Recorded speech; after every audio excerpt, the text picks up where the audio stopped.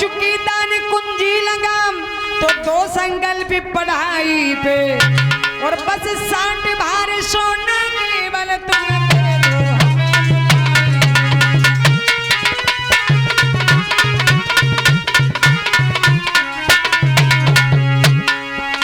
हमने जो संकल्प मंत्र पढ़ा है अब हमें दक्षिणा चाहिए उसकी। 60 भार सोना दे दो। और 1 भार कितने वजन को कहते थे पहले? 3 मन 96 शेर का 1 भार होता था। उन्होंने 60 भार सोना मांगा है। एक कोषाध्यक्ष ने खजाने से तोलकर 60 भार सोना दे दो। विश्वामित्र बोले कितना देने का जो ठिकाने पर सेवा किससे करवाते। और ये तेरा सेवक रहा नहीं जिस पर दोनों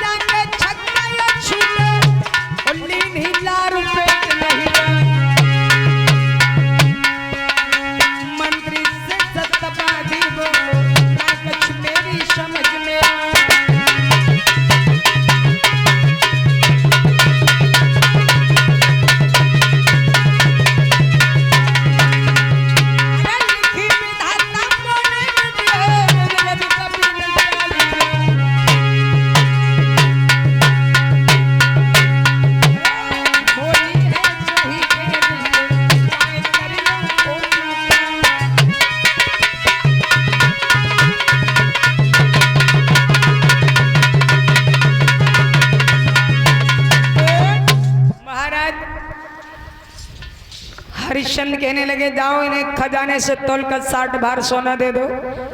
जैसे ही खजाने से तोल देने के लिए चले तैसे कहा क्या होश में नहीं हो? जहां तक आपका राजपाट था वहां तक मेरा हो गया क्योंकि कुंजी लगाम मुझे दे दी है।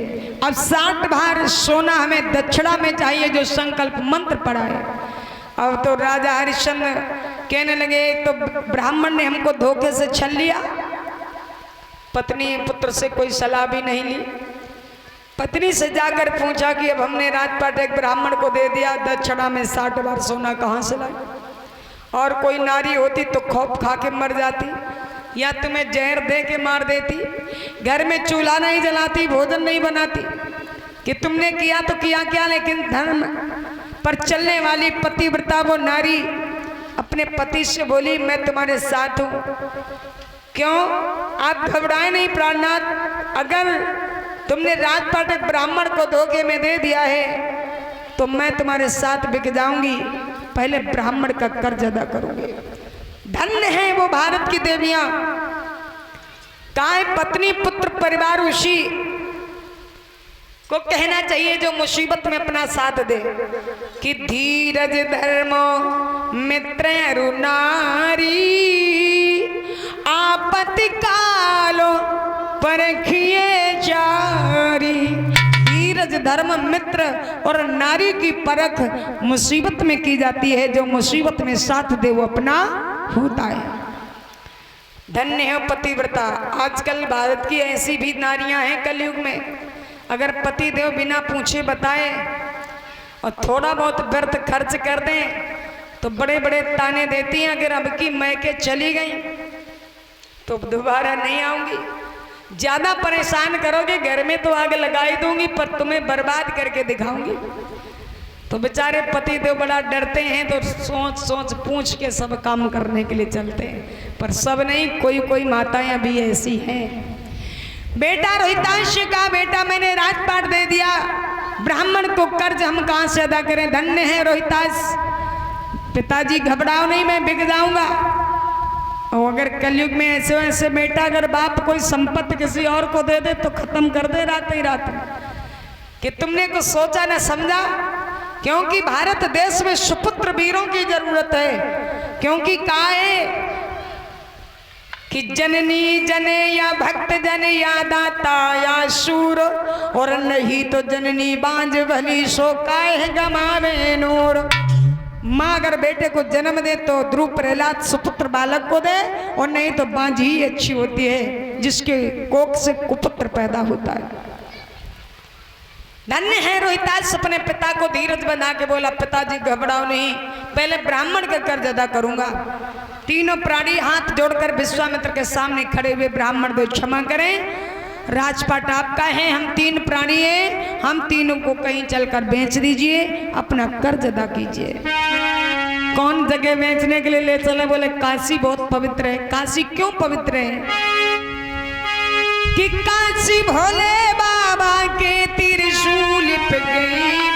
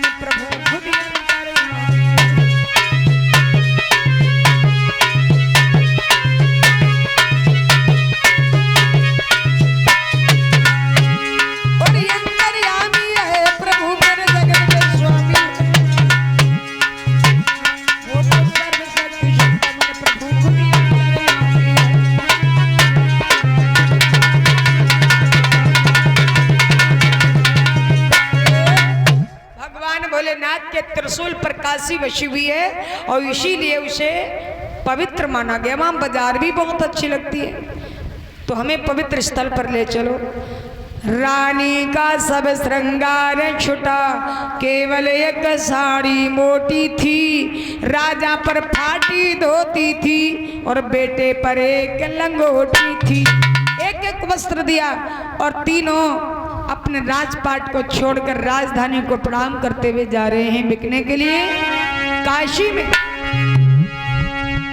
कि करूं मैं प्रणाम उन तुम्हें राजधानी, करूं मैं प्रणाम।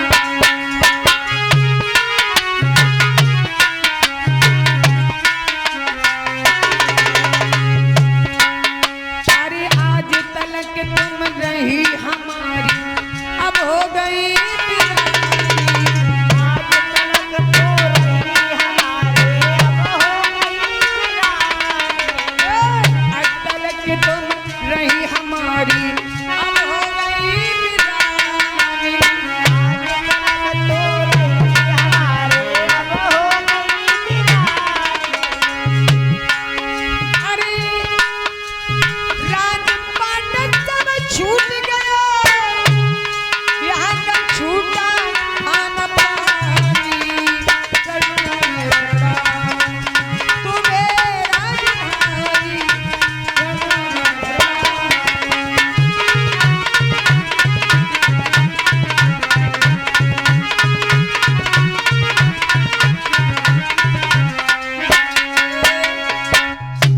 प्राणी आज अपने राजधानी को प्रणाम करते हुए बेचने के लिए चल दिए। भूख प्यासी व्याकुल हैं। रोहितास मूर्छित होकर गिर जाता है, होश आता फिर चलता है और मैया कभी गोद ले लेती है तो कभी पैरों से चलाती, छाले पड़ गए। ब्राह्मण देव ने सोचा परीक्षा कहीं ना रह जाए हाथ में, कहीं ये बालक न मर जाए। पानी पी लो बेटा, तुम तो छोटो, लेकिन तीनों की प्रतिज्ञा है सबसे सुखी व्यक्ति वही है जिसके सर पे कोई कर्ज नहीं है। हम अपना कर्ज अदा करके ही पानी पीऊंगा। तीनों प्राणी ऐसा अपने मन में प्रण ठाने हुए हैं। और तीनों जब काशी के बीच पहुंचे तो राजा हरिश्चंद्र को बेचने के लिए ब्राह्मण देवता ने ऐलान कर दिया, ए काशी के वासियों, मैं 3 प्राणी बेचने के लिए लाया हूँ। तीनों का मोल बराबर है एक साथ कोई खरीदे तो 60 भार सोना दे दे, एक एक खरीदे तो 20-20 भार सोना दे दे। अब एक जात की वेश्या थी, उसने सुना कि अयोध्या से एक सुंदर स्त्री बिचने आई, चलो मैं खरीद लेती। वो मोल तोल करने लगी। पतिव्रता ने भगवान शिव से प्रार्थना की, हे भोले बाबा तुम्हारे पवित्र जगह आई हूँ, इस वेश्या से मेरी लाज बचा लो। कि कब लोगे खबर भोलेनाथ, हो बड़ी देर भई, कब लोगे खबर मेरे नाथ, बड़ी देर भई, बड़ी देर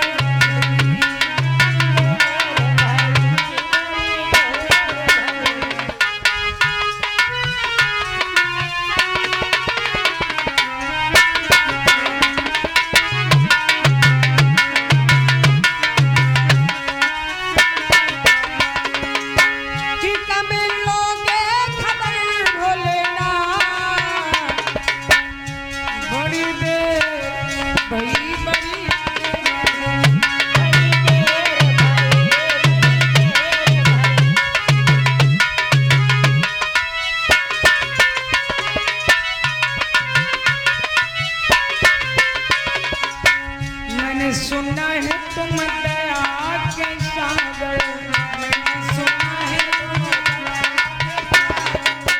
फिर भी मेरी खाली गागर, फिर भी मेरी खाली गागर, दीनन के प्रभु तुम हितकारी, हम हैं नाथियां पे शरण तुम्हारी,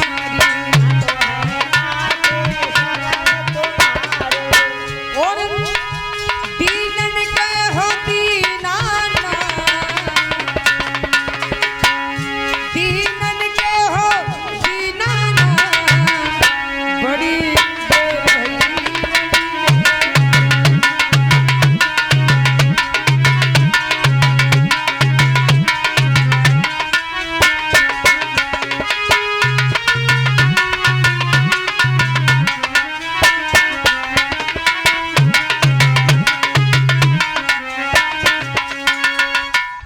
प्रभु कब आओगे मेरी लाज बचाने। भगवान ने इतनी ततैया छोड़ी, वैसा मोल तोल करना भूल गई और प्राण बचा के वहां चली गई। बड़े सज्जन साहूकार ब्राह्मण ने आकर रानी तारा को खरीद लिया, रोहिताश को माली ने खरीद लिया और कालूराम मेहतर ने राजा हरिश्चंद्र को खरीद लिया। और ये श्री उमेश यादव अवध तिलक कॉलोनी मंदना कानपुर नगर से आए हुए हैं। 101 रुपया भगवान के चरणों में भेंट कर रहे हैं। भगवान सदा सुख के सागर बरते रहें। बोलिए गोविंद भगवान की। अब राजा हरिश्चंद्र को पहले लोग कहते थे सत्यवादी महादानी राजा हरिश्चंद्र। आज जब मेहतर के हाथों से बिक गए तो हरिश्चंद्र भी नहीं, हरिया हरिया के नाम से बुलाया जाने लगा। देखो कैसा संसार है। अगर आप धन दौलत से ठीक हैं तो लोग बहुत जानने वाले मिलेंगे, और अगर गरीबी है आपके पास में, बल से हीन है, तो तुम्हें कोई पहचानेगा भी नहीं।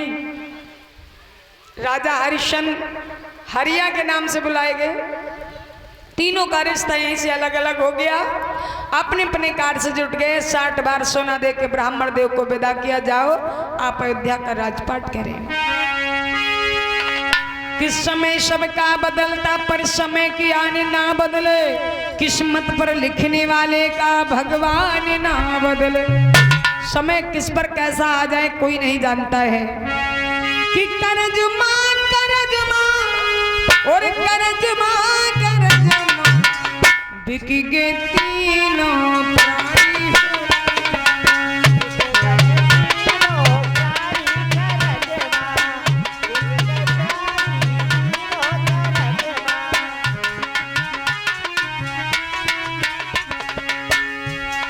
माली लियो बेटा और पंडित लियो रानी,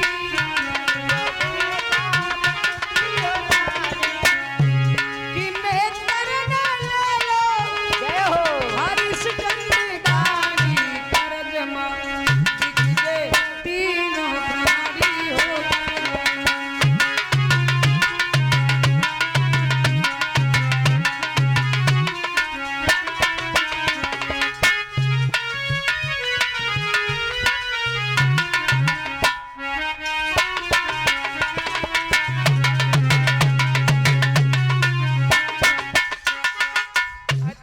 कौड़ी बिक गए और राजा हरिश्चंद्र हरिया के नाम से बुलाए गए, जाओ घड़ा भर के लाओ।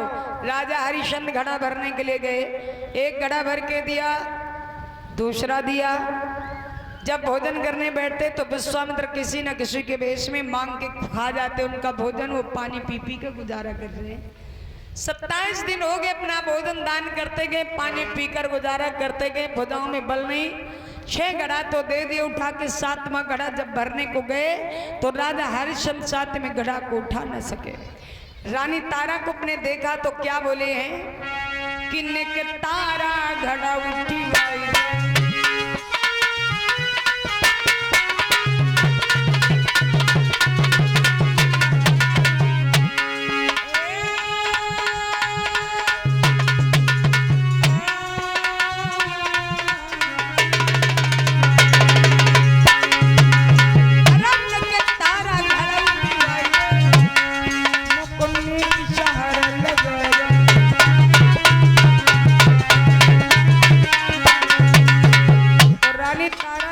जवाब दिया है, अरे बोली रानी कही ओ बारी, राजा से करी साबिन का, मैं नौकरानी ब्राह्मण घर की, मेरो धर्म नष्ट हुई जा।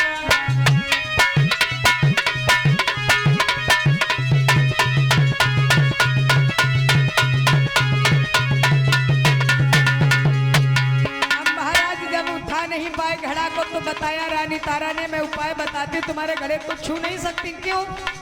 आप बेहतर का काम कर रहे हो, मैं ब्राह्मण घर का, अगर घड़ा छू लेंगी तो मेरा धर्म चला जाएगा। अरे विपद में विपद आ रहे, विपद में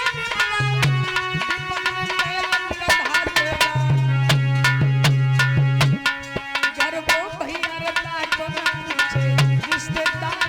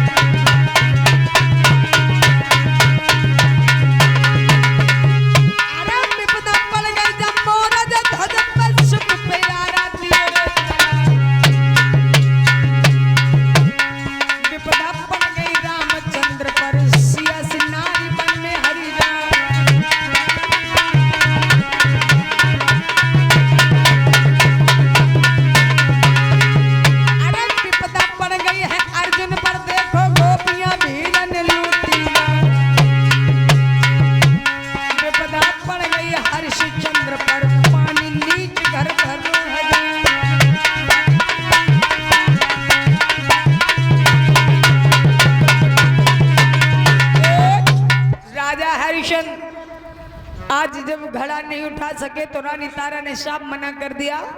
रानी तारा ने कहा मैं तुम्हें उपाय बताती हूँ, घड़ा छू नहीं सकती, मेरा धर्म चला जाएगा, क्योंकि आप मेहतर का काम करते हो, हम ब्राह्मण घर का काम करती हैं। पानी को घड़े में तैराओ, घड़ा तैरेगा, तुम घुस जाओ जल के अंदर, थोड़ी सी ताकत अपनी लगा, थोड़ी जल की सहायता से आप घड़ा उठा लीजिए। राजा हरिश्चंद्र ने घड़े को पानी में तैराया और जैसे कंधा लगाया वो सर तक नहीं घड़ा आ सका, छूट गया हाथों से, घड़ा फूट जाता है घड़ा से। रानी तारा तो वापस आई। महाराज जब खाली हाथ आए, कालूराम मेहतर कहता क्यों हरिया इतनी देर में आया हो घड़ा? बोले क्या करें मालिक, आज हमसे घड़ा उठा नहीं, फूट गया। कहा 1 टका की नौकरी करते हो, घड़ा 2 टका का फोड़ोगे, ऐसा कैसे काम चलेगा? तुम्हारे ये बस का यदि काम नहीं है तो जाओ, तो मरघट की रखवाली करो, बिना कर का टका लिए किसी की लहस को बहते अगर देखा तो अब की बिना सजा के बचोगे नहीं। अब ये मरघट की रखवाली करने के लिए राजा हरिश्चंद्र गए। तभी कहते हैं कि करमन की और करमन की रेखा न्यारी विधना तारे नाई तेरे, करमन की रेखा न्यारे विधना तारे नाई तेरे, तारे नाई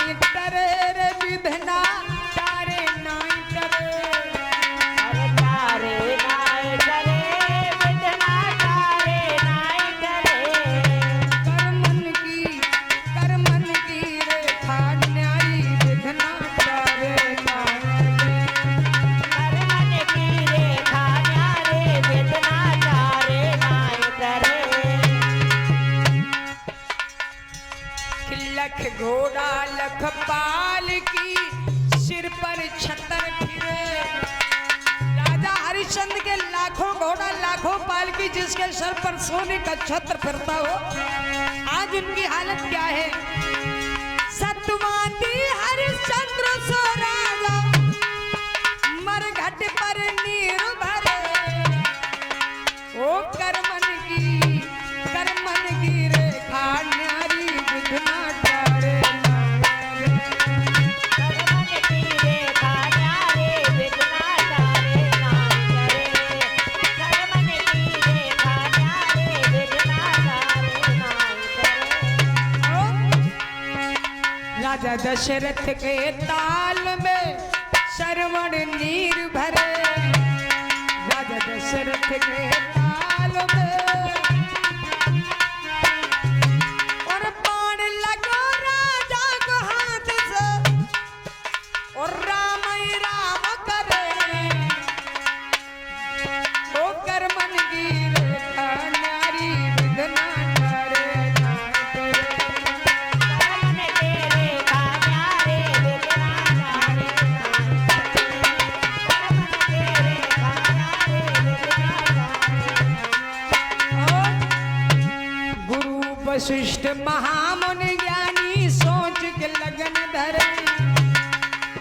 जब गुरु वशिष्ठ ने स्वयं अगर राम जी की शादी विचारी हो, फिर भी क्या हुआ?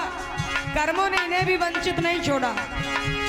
गुरु वशिष्ठ महामुनि ज्ञानी सोच के लगन धरे। और सिया जी का हरण मरण दशरथ का, सिया जी का हरण मरण दशरथ का, बन बन प्रभु फिरे। करमन की रेखा न्यारी विधना टारे नाय करे।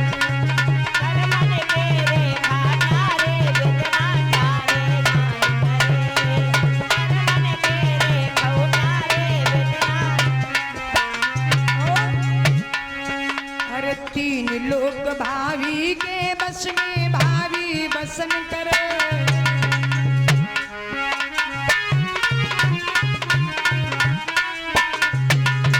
सूरता तो होनी तो होगी, तू क्यों सोच करे। करमन की रेखा न्यारी विधना टारे नाय करे। करमन की रेखा न्यारी विधना टारे नाय करे।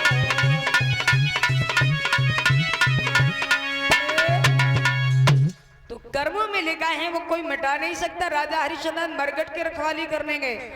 श्री सुखदेव जी कहते हैं, राजन परीक्षित रानी तारा अपने बेटा रोहितास से बोली, बेटा इतना समय हो गया फूल नहीं लाए हो, पूजा का समय है, जा फूल तोड़ करके ले आओ। रोहितास फूल तोड़ने के लिए बगिया में पहुंचे। खिले खिले चुन चुन कर फूल डलिया में रखने लगे। वहां विश्वामित्र काले नाग के रूप में बगीचे में बैठ गए। अभी परीक्षा लेना छोड़ा नहीं कि देखें कैसे सत्यवादी है। कि पूजा के हित और फूल तोड़ने पहुंचे रोहित लाल। चुन चुन फूल धरे डलिया में, उस बगिया की मझधार। कली पर हाथ बढ़ायो नांग काले